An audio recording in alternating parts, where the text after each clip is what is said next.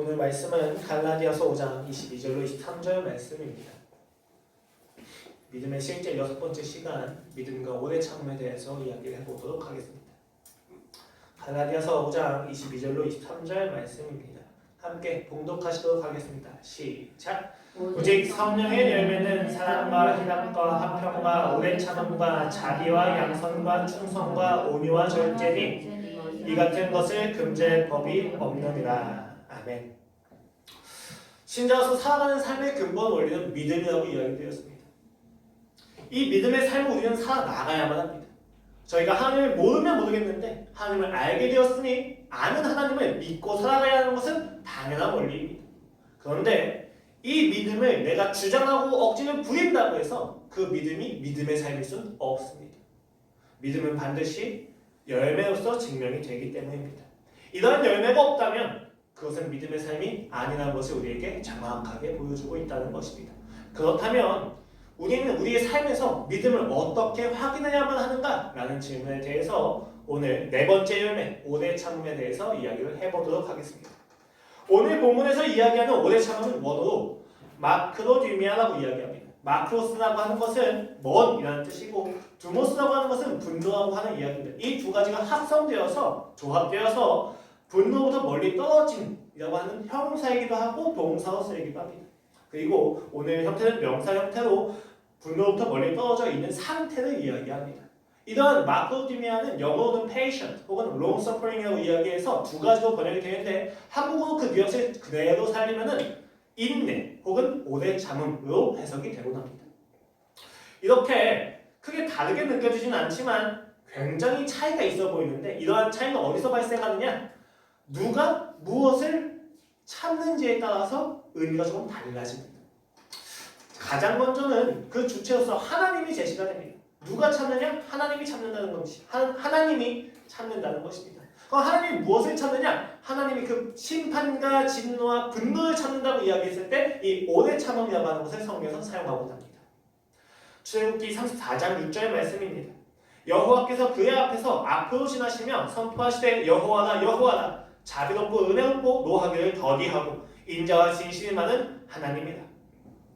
다른 민족에게 회개의 기회가 되기도 하고 이스라엘 민족에게도 그 회개의 시간을 주시는 하나님의 오래 참으심에 대해서 이야기할 때 성경은 오래 참음이라고 하는 단어를 씁니다. 두 번째로는 그 오래 참음의 주체가 그리스도인일 때 있습니다. 신자가 오래 참는다고 이야기할 때에도 성경은 오래 참음을 이야기합니다. 그런데 신자가 오래 참는다고 이야기했을 때에는 두 가지의 이야기를 합니다. 첫 번째는 핍박과 박해 안에서 견디어 나갈 때 이건 역시도 오래 참음이라고 이야기합니다. 이것을 우리가 인내라고도 표현할 수 있을 것 같습니다. 야고보서 5장 6절 말씀입니다. 너희는 의인을 정죄하고 죽였으나 그는 너희에게 대항하지 아니하였느니라. 그러므로 형제들아 주께서 강림하시기까지 길이 참아라.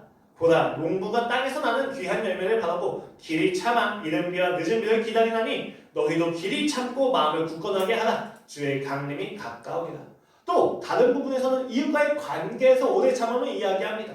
데살로니가전서 5장 말씀입니다. 또 형제들아 너희는 권면하노니 게으른 자들을 권계하며 마음이 약한 자들을 격려하고 힘이 없는 자들을 붙들어주며 모든 사람에게 오래 참으라.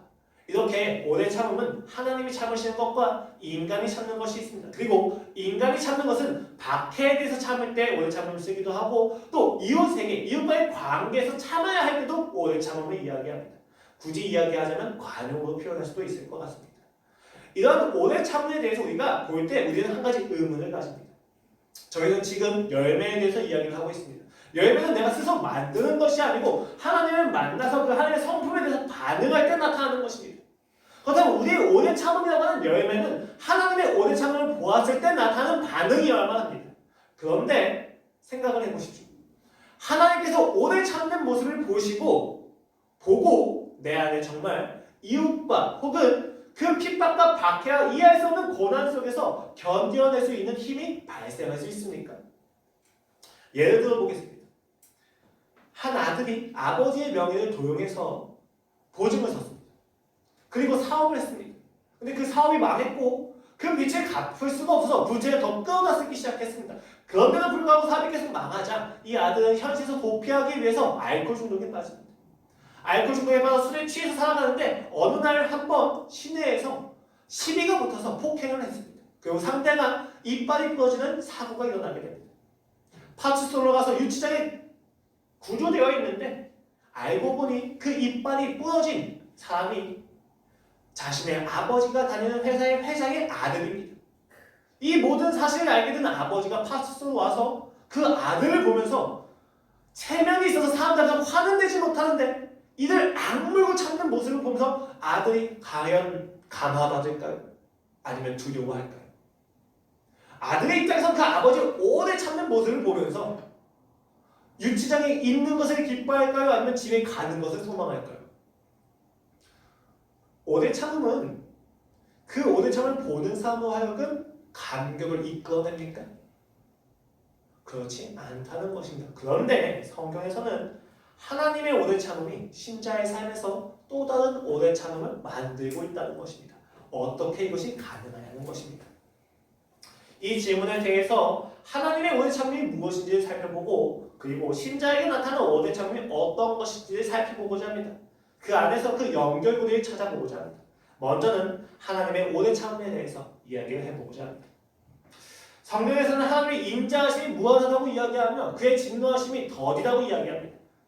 실제로 하나님께서는 이스라엘의 우상숭배, 하나님의 이름을 멸시하는 행위에도 하나님께서 참으십니다. 몇 세기를 거쳐서 그들이 회개할 기회를 주십니다. 그런데 여러분, 성경을 보면 항상 이런 오래 참음의 이야기만 담겨져 있습니까? 아론의 두 아들 홈리와 비느하스는 하나님께 드려야 될 불을 잘못 드려서 바로 그 불에 타서 죽습니다. 또 여리고성을 정복한 후에 그 여리고성에 있던 보물 탈취했던 아간은 아이성 공략이 실패함에 따라서 모든 사람들부터 돌을 맞아 죽습니다.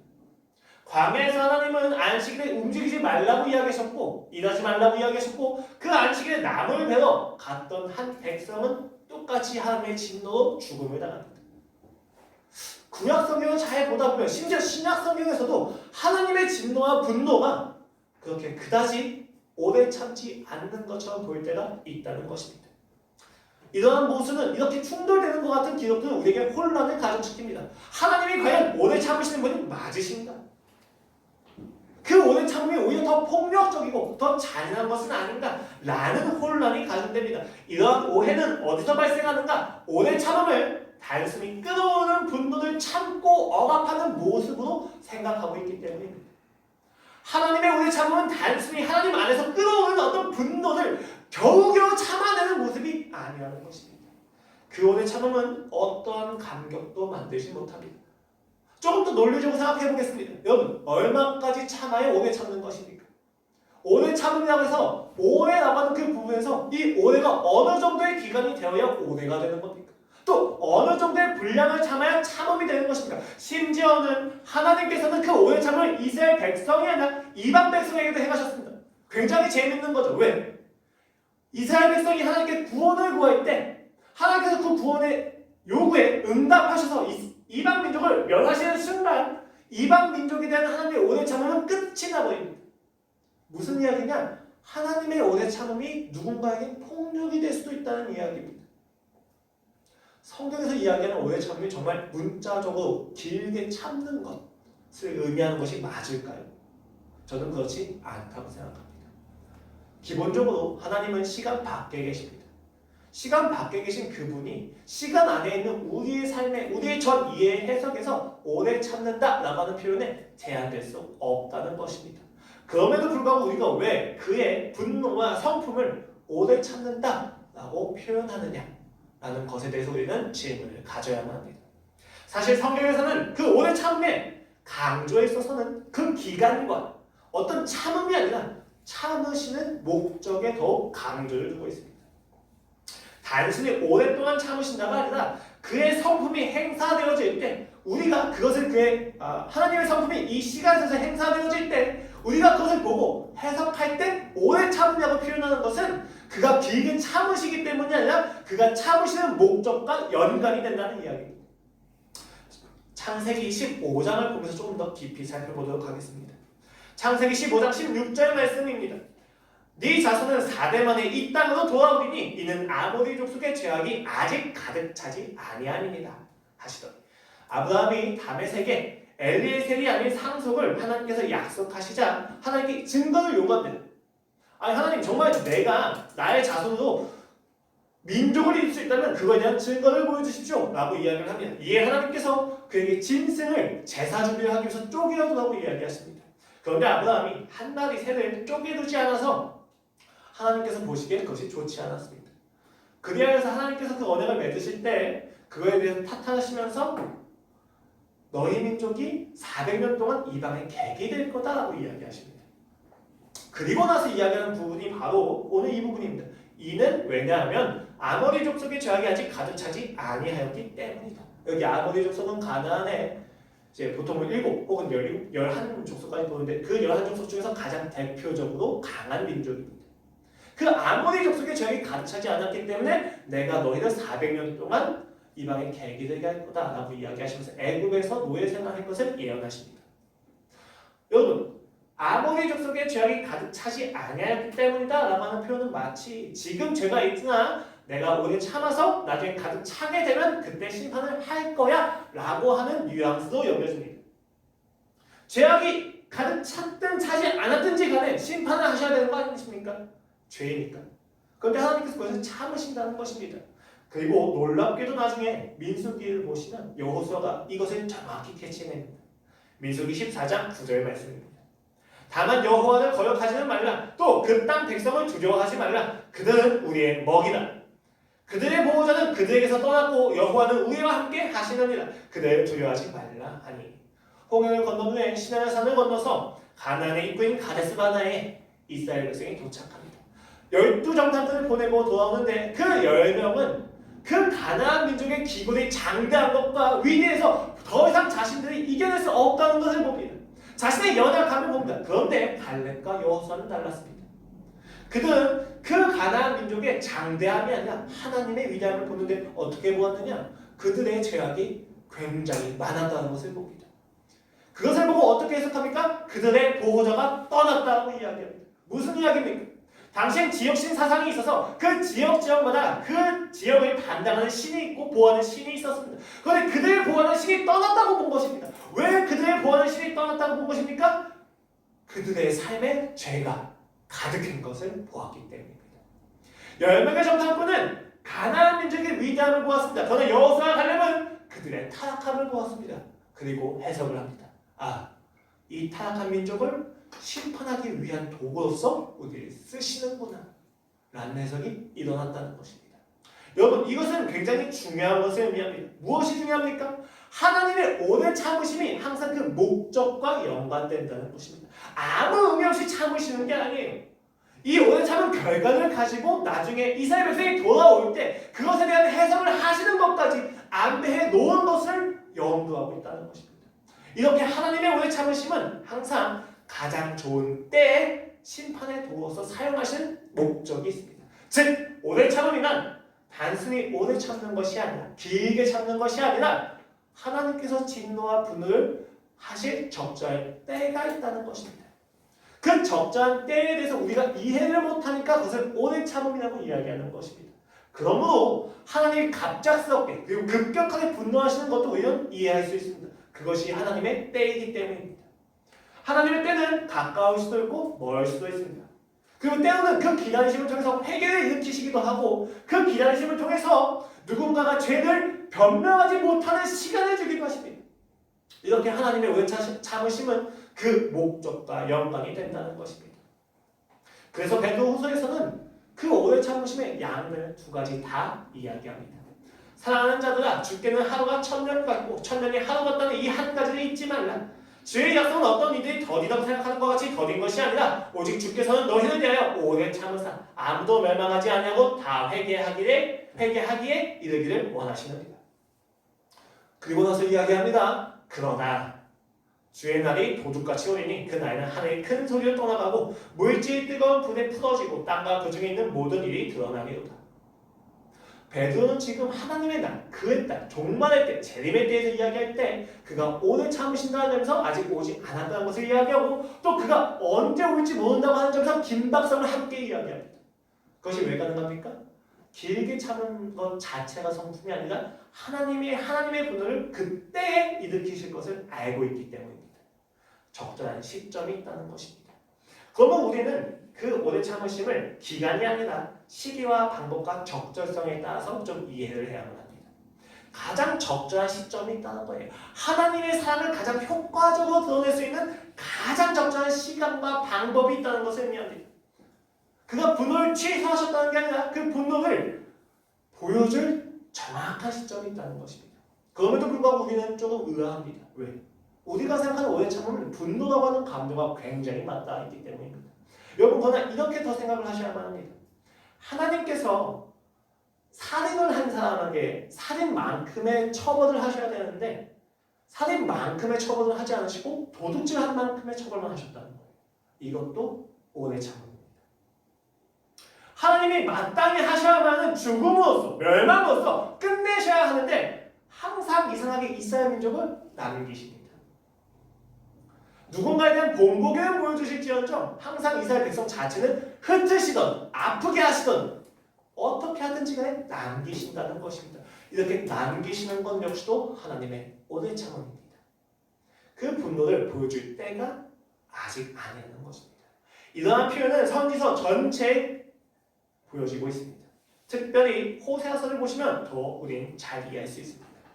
사랑에 대한 대명사로 여겨진 선지서입니다. 그런데 이 선지서가 이 호세아가 이야기하는 사랑은 아주 무섭습니다. 끊임없이 불륜을 행하는 여자를 아내로 삼아서 결혼한 호세아 선지자는 하나님과 이스라엘 관계를 그대로 보여줍니다. 끊임없이 그 남편을 떠나는 아내, 그 여자는 끊임없이 하나님을 떠나는 이스라엘 백성의 모습을 그대로 보여준다는 것입니다. 하나님이 보시기에 그 남편이 보기에 가장 행복한 길은 아내가 행복할 수 있는 길은 남편과 함께 결혼생활을 누리는 것입니다. 하나님이 보시기에 이스라엘 백성이 행복할 수 있는 유일한 길은 하나님에게 의존하는 것입니다. 그런데 이스라엘 백성이 끊임없이 하나님을 떠납니다. 이에 대해서 하나님은 그냥 기다리시는 것으로 그치지 않으십니다. 그 호세아서를 압축해서 이야기한다면 이렇게 표현할 수 있습니다. 너희가 죽어야만 하는 자리에 가서 그 죽음의 자리까지 가야만 내게 돌아올 수 있다면 나는 너희를 그 죽음의 자리로 보내고야만 할 것 같다 라고 이야기한다는 것입니다. 당시 이스라엘 백성은 아시리아의 위협을 받고 있었습니다. 그 위협에 하나님께서 이야기하신 건 내가 너희를 사랑하니까 그 위협부터 지켜줄게가 아닙니다. 너희가 나를 떠나있기 때문에 너희가 내게 돌아오기 위해서 너희가 아파야 한다면 나는 너희를 아프게 하고야만 할 것 같다 라고 이야기한다는 것입니다. 이러한 표현은 우리에게 오래 참음으로 느껴지지 않습니다. 하나님의 독소로 느껴지고 하나님의 폭력으로 느껴집니다. 그럼에도 불구하고 왜 이것이 사랑입니까? 당시 고대 근동에서 국가와 국가가 싸우는 전투에서 어떤 한 국가가 패배한다는 것은 그 국가의 힘이 패배한다는 것을 의미합니다. 이러한 전제 안에서 하나님께서 하시는 표현은 무슨 표현이냐?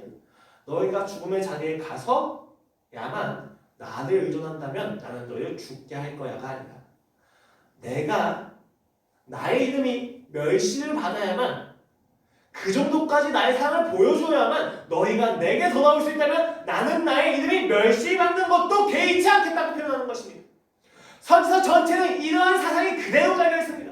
모든 선지자가 선포하는 하나님의 회개의 요청은 너희가 아파야만 한다가 아니라 너희를 아프게 하는 것을 통해서 멸시받는 나의 이름도 나는 개의치 않겠다는 하나님의 선포입니다.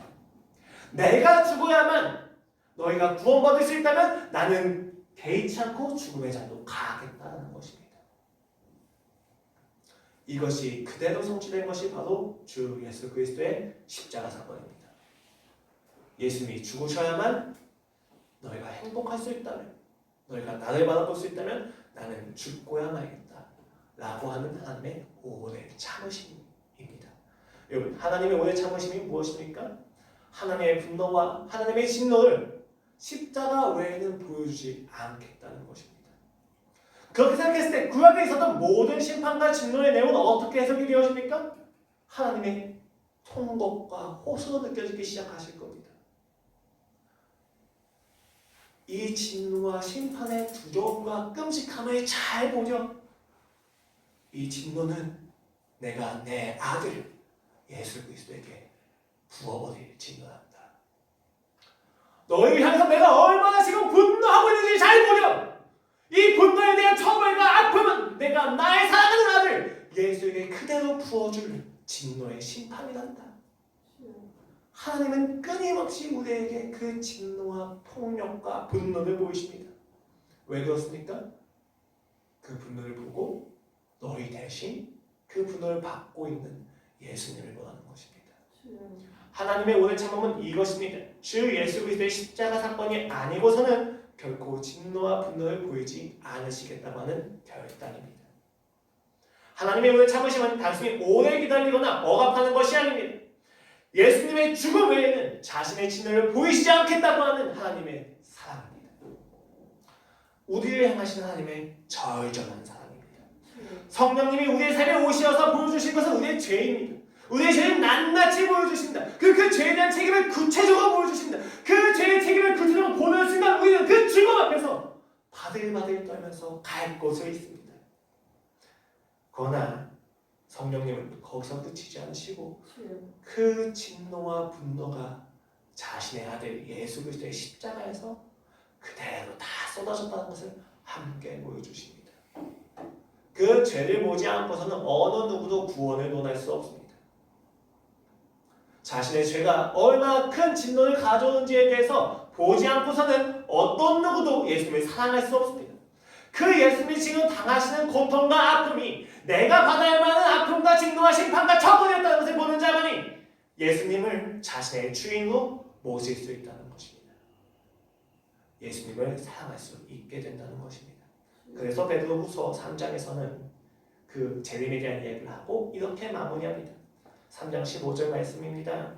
또 우리 주의 오래 참으심이 구원이 될 줄로 여기라. 하나님의 오래 참으심이 그들에게 구원이 될 거라는 것을 그는 믿고 있었습니다.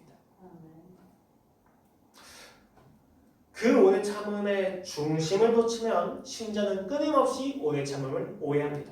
스스로 그 오래 참음을 이루려고 하는 것입니다. 자신의 감정을 억제하고 통제하는 것을 통해서 자신의 삶에 오래 참으려고 하는 열량을 맺는 걸로 착각을 하는 것입니다. 그들은 자신의 감정을 내비치는 것이 자신의 유익이 되지 않기 때문에 참으려고 노력할 뿐입니다. 자신의 감정을 내비치면 그 상사가 자신에게 더 큰 부시를 줄 것을 알고 있기 때문에 참을 뿐입니다. 이것은 오래 참는 것이 아니라 비겁한 겁니다. 비굴한 겁니다. 또 자신에게 박해와 핍박을 견딜 수 있는 수단이 있습니다. 그 수단이 있어야만 오래 참음이 성립되는가? 그렇지는 않습니다. 내가 돈이 있어야만 내가 이 상황을 해결할 수 있는, 타개할 수 있는 수단이 있어야만 오래 참는 것이 성립되느냐? 그렇지도 않습니다. 신자는 그 타개할 수단이 없어도 오래 참음의 열매를 맺을 수 있습니다. 어떤 수단이 있어야만 가능한 게 아니에요. 내가 이웃과의 관계에서 그 상대를 용서하고 참아줄 수 있는 정당한 명분이 있어야만 오래 참는 건 아니에요. 그게 없어도 오래 참을 수 있다는 말입니다. 그런데 이상하게 세상에서 오래 참음을 우월감으로 느낍니다. 내가 참아준다. 이런 사람들이 하는 가장 자주 하는 말이 무엇입니까? 야, 너 한 번만 더 그렇게 해봐. 한 번만 더 그렇게 하면 내가 어떻게 하는지 보여줄게. 라고 이야기를 합니다. 이것은 무슨 의미입니까? 내가 참아줬으니까 너 내 앞에서 똑바로 해. 근데 네가 다시 안 그러잖아? 그럼 내 오해 참도 한계가 있어. 라고 하는 것을 우회적으로 표현하는 겁니다. 저도 가끔 아이들한테 그렇게 이야기합니다. 야, 너 딱 3번만 내가 참는다. 그러니까 하지마. 라고 이야기하면 아이들이 어떻게 반응합니까? 제가 만만하기 때문에 아이들은 선생님 2번만 더 할게요. 그리고 마지막 3번은 안 할게요. 이렇게 반응을 합니다. 그럼 그것을 들은 제 마음이 평안할까요? 아니면 화가 날까요? 화가 나죠. 오래 참음이 아닙니다. 이건 억압하는 거죠. 제가 아내와의 관계 속에서 화장실을 청소했습니다. 화장실을 청소했는데 그게 갑자기 막 서운해져요. 아, 왜 우리 아내는 맨날 화장실 청소 안 하지? 서운한 마음을 참습니다. 근데 참는데 그냥 참는 게 아니라 누수가 돼요. 아, 여보 오늘 화장실 청소하고 봤어? 되게 이쁘지? 그런데? 아, 그래? 반응이 그거밖에 안 되는 거구나? 오케이, 알았어. 좋아. 근데 여보 나 지금 손에서 좀 화장실 냄새 나는 것 같아. 아니 너한테 화장실 청소하는 얘기는 아니고 여보 지금 갔다 와서 뭐 하고 있어? 핸드폰 하고 있네? 아, 휴대폰? 청소할 시간 없고 휴대폰 할 시간이 있지. 아니야. 근데 내가 여보한테 지금 뭐 하는 건 아니에요. 라고 하는 게 오래 참음입니까? 아닙니다. 그건 누수입니다. 어느 누구도 그것을 오래 참는다고 느끼지 않습니다. 이러한 오래 참음은 상대로 하여금 더 큰 분노를 일으킬 뿐입니다. 신자가 해야 되는 오래 참음이라는 건 그런 것이 아닙니다. 억압하는 것이 아닙니다. 박해 가운데선 인내를 표현하고 이웃과의 관계상 관용을 표현되는 신자의 오래 참음은 그 중심에 그리스도의 십자가 사건을 품고 있습니다. 하나님께서 그 십자가에서 모든 승리를 보여주셨고 그 십자가에서 모든 죄가 해결된 것을 보여주었기 때문에 그 십자가를 아는 상태에서 신자의 오래 참음은 발견되는 것입니다. 반응되어지고 열매 맺히는 것입니다. 내가 오래 참아야지라고 하는 결단을 통해서 내 안에 열매가 맺히는 것이 아니라는 것입니다. 신자는 여기서 기다립니다. 참습니다. 무엇을? 예수님이 빨리 임재하셨으면 좋겠다는 것을. 십자가 사건 이외에는 나에게는 희망이 없다는 것을 신자는 기다리게 되는 겁니다. 방관이 아닙니다. 재촉하는 것이 아닙니다. 하나님에 대해서 간절함을 가지게 됩니다. 여러분, 신자의 오래 참음은 기다림이 아니라 간절함입니다. 디모데전서 1장 말씀입니다. 우리 주의 은혜가 그리스도 예수 안에 있는 믿음과 사랑과 함께 넘치도록 풍성하였도다. 믿보다 모든 사람이 받을 만한 이 말이여. 그리스도 예수께서 죄인을 구원하시려고 세상에 임하셨다. 죄인 중에 내가 괴수입니다. 그러나 내가 그리로 입은 까닭은 예수 그리스도께서 내게 먼저 일체 오래 참으심을 보이사 후에 주를 믿어 영생 얻은 자에게 본이 되게 하려 하심이라. 영원하신 왕 곧 썩지 아니하고 보이지 아니하고 홀로 하나이신 하나님께 존귀와 영광이 영원 무궁하도록 있을지어다. 아멘. 바울이 이야기하기에 예수님은 죄인을 구원하러 오셨습니다. 그리고 그 구하실 죄인 중에서 누가 제일 먼저 구원받아야 될 괴수입니까? 바로 바울 자신이라고 이야기하는 것입니다.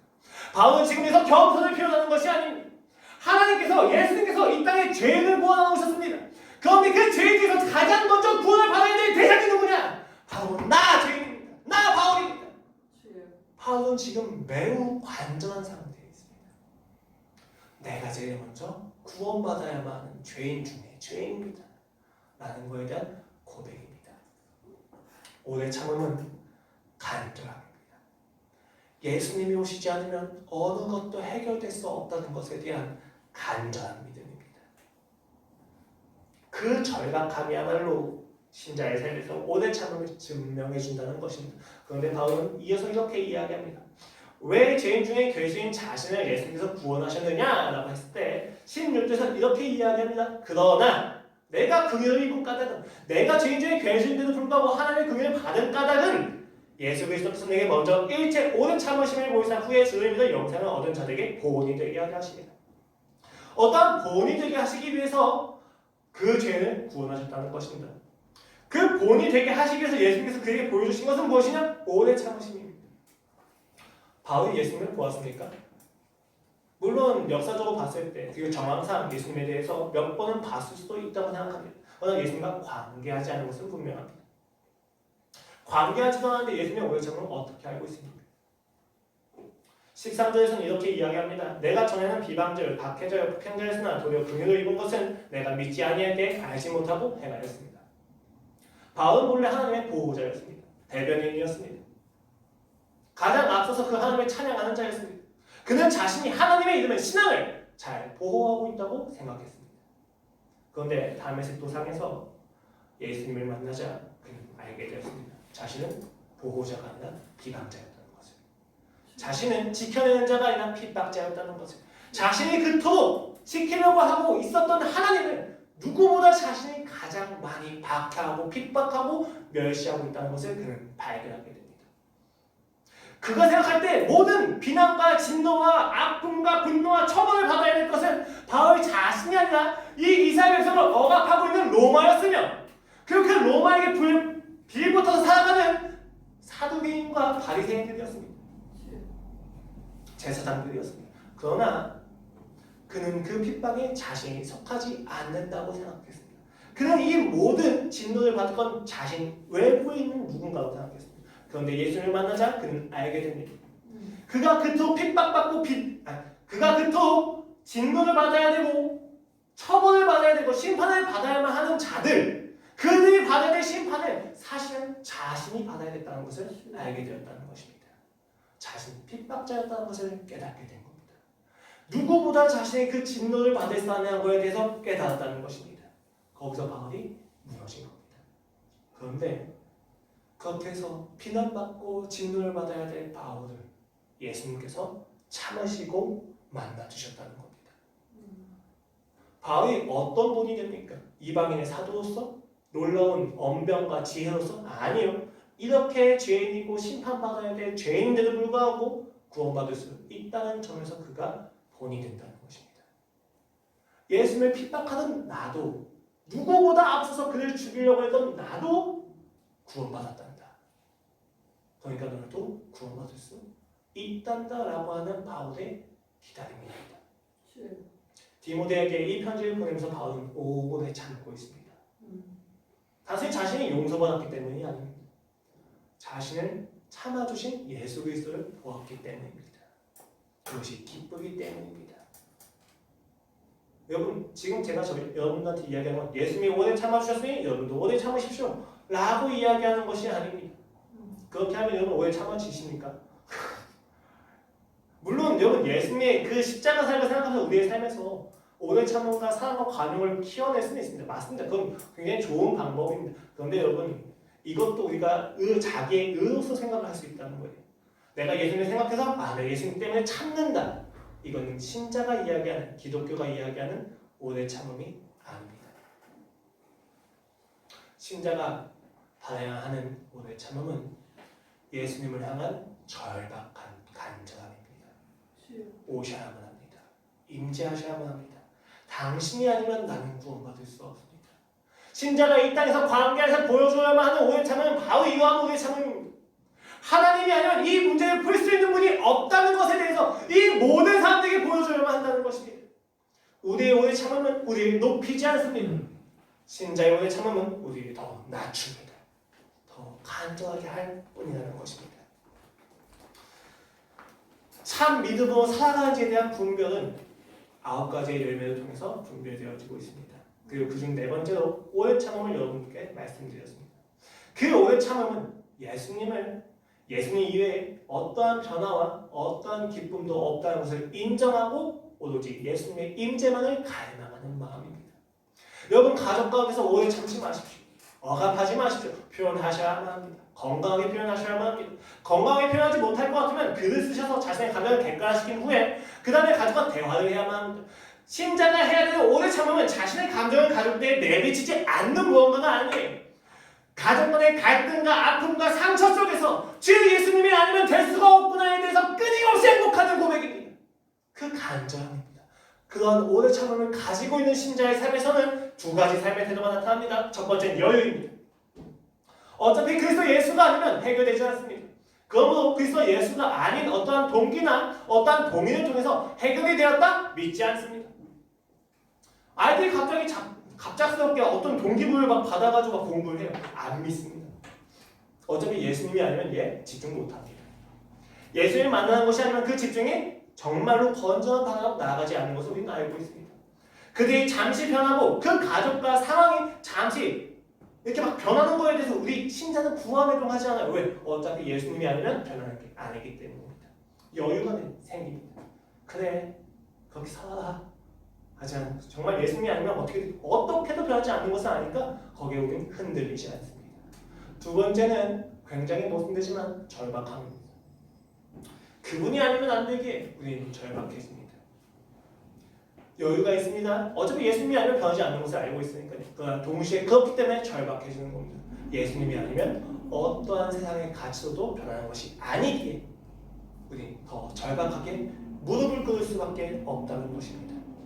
이 여유와 절박함을 가지고 신자는 이 땅에서 살아갑니다. 모순입니다. 그러나 이 모순이 신자의 정확한 정체성입니다. 나그네이기 때문입니다. 우리는 이 땅에 가치를 두지 않습니다. 우리는 저 하늘의 가치를 두고 있기 때문에 이 땅에서 모순을 경험할 수밖에 없습니다. 끊임없이 여유롭습니다. 그러나 끊임없이 간절하고 절박합니다. 여러분 기억하십시오. 그 절박함이야말로 여러분의 삶에 나타나는 오래 참음입니다. 단순히 오직 예수라고 하는 구로 돌아가자는 이야기가 아닙니다. 내가 옳다고 이야기하고 생각하고 믿고 있는 것을 실천하라고 이야기하는 것이 아닙니다. 오래 참음은 구호가 아닙니다. 열매이고 하나님에 대한 반응입니다. 그 하나님께서 십자가 이외에는 자신의 진노를 보여주지 않으시겠다고 하는 절박함을 보십시오. 그 호소를 보십시오. 하나님께서 예수 그리스도의 십자가가 아니고선 자신의 분노를 다 보여주지 않겠다고 하는 억울함을 보십시오. 모든 오해를 감수하시면서 그는 참으십니다. 왜? 예수님만이 해결책이 있기 때문에. 그렇기 때문에 신자의 오해 참음은 상황에 대한 해석을 반드시 전제합니다. 여러분, 모세가 어떻게 그토록 이스라엘 백성을 참을 수 있었습니까? 이스라엘 백성을 다루고 계신 하나님을 보았기 때문입니다. 이 광야 기간이 단순히 하나님께서 우리를 뺑뺑이 돌리시는 가학적인 하나님의 성향을 보여주는 것이 아니라 이 광야 기간을 통해서 유일한 가치가 하나님밖에 없다는 것을 그들에게 알려주시는 훈련의 기간이라는 것을 모세는 알고 있었기 때문에 오래 참을 수 있던 것입니다. 그 홍해 앞에서 어떻게 그가 담대할 수 있습니까? 그 홍해마저도 하나님께서 역사하신 도구라는 것을 알고 있기 때문에 그는 담대할 수 있는 것입니다. 그 가나안 땅을 살펴봤고 정탐했던 갈렙과 여호수아는 어떻게 담대할 수 있고 어떻게 소리 질 수 있습니까? 그 가나안 땅에 광연한 죄악을 보면서 하나님이 우리를 심판하실 도구로 쓰시는구나에 대한 해석이 있기 때문에 그들은 오래 잡고 담대할 수 있다는 것입니다. 신자가 관계 속에서 이해할 수 없는 고난 속에서 우리 교회가 이해할 수 없는 이 아픔 속에서 오래 참을 수 있는 비결은 무엇입니까? 이것마저도 하나님께서 우리에게 어떤 목적을 이루고 계시다고 하는 해석이 있어야만 한다는 것입니다. 그리고 그 해석의 기준은 내가 예수님께 얼마나 절박하고 간절한지에 따라서 달라집니다. 여러분을 더 예수님께 간절하게 해주는 그 장소로 가셔야만 합니다. 그 해석으로 가셔야만 합니다. 이 아픔이 사실은 나를 참으시던 하나님의 아픔이라는 것을 아시는 그 자리에 이르기까지 하나님은 절대로 포기하지 않으십니다. 여러분의 삶에 믿음을 증명하고 싶으십니까? 오래 참으려고는 열매를 확인하고 싶으십니까? 그 간절함의 자리로 나아가십시오. 하나님을 의존할 수밖에 없는 그 해석의 자리로 넘어가십시오. 여러분 다 해석을 하시잖아요. 사실 다 알고 있습니다. 이런 상황들 속에서 하나님께서 이런 목적이지 않을까라는 생각을 항상 하게 됩니다.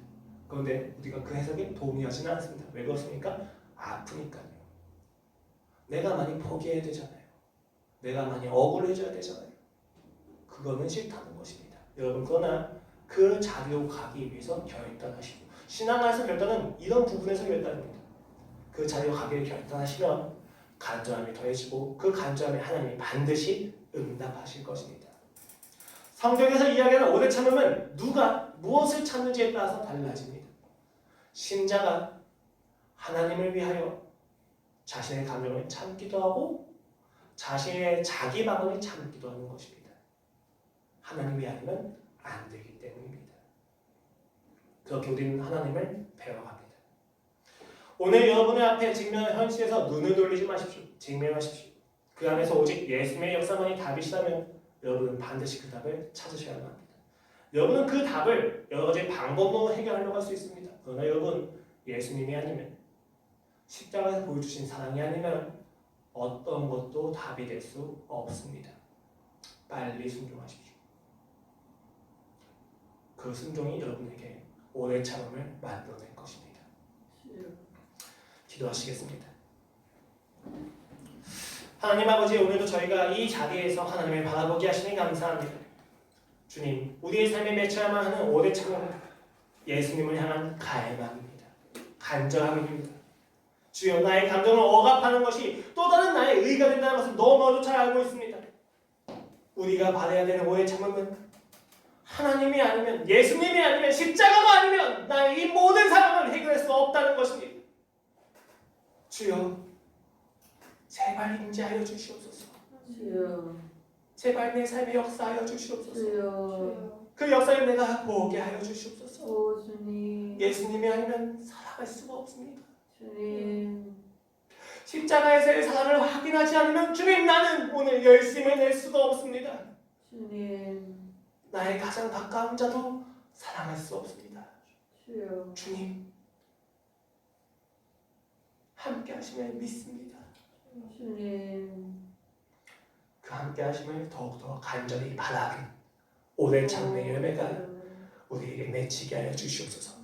주여. 감사하며 예수 그리스도의 이름으로 기도드렸습니다. 아멘.